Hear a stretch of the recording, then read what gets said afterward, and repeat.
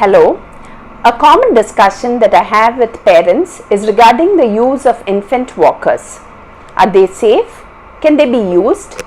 More importantly, do they actually help a child learn how to walk?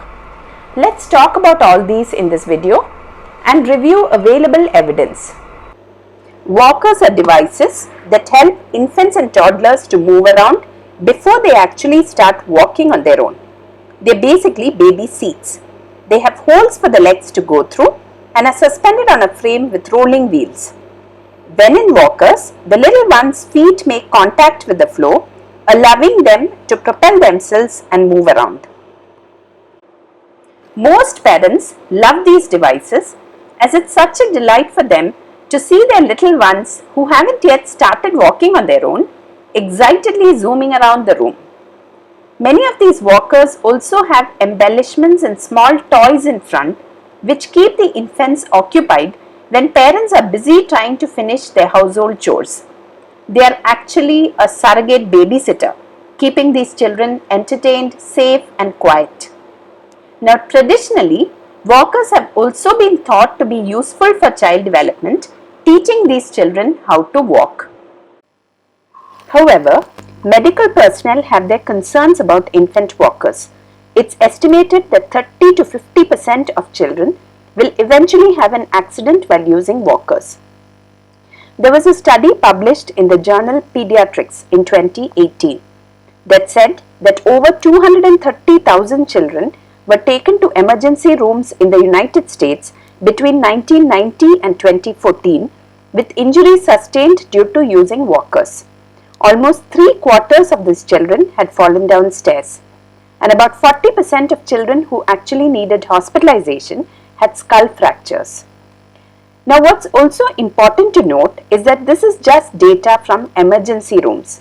A much larger number of children would have sustained minor injuries and been seen by their primary pediatricians or in smaller clinics.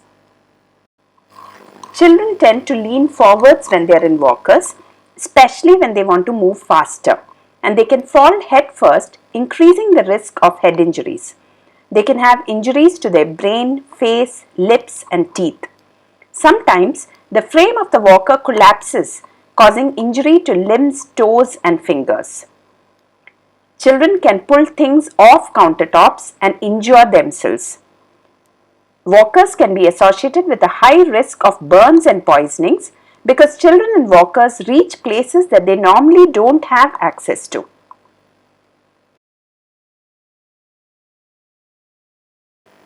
Many of you may have watched this disturbing video. A 9-month-old infant wandered out of her parents' restaurant in China. You see, children can move at a speed of over 3 feet or 1 meter per second when they are in walkers. She reached the escalator and tumbled down the escalator. Caregivers may not be able to match the speed while children are in walkers, even if they see them moving towards danger. Luckily, this infant was rescued and she is doing well.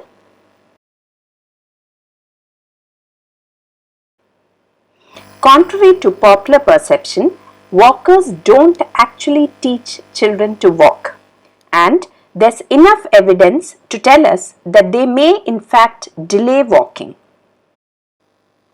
As of 2014, infant walkers have been banned in Canada, considering the high risk and no benefit from using these.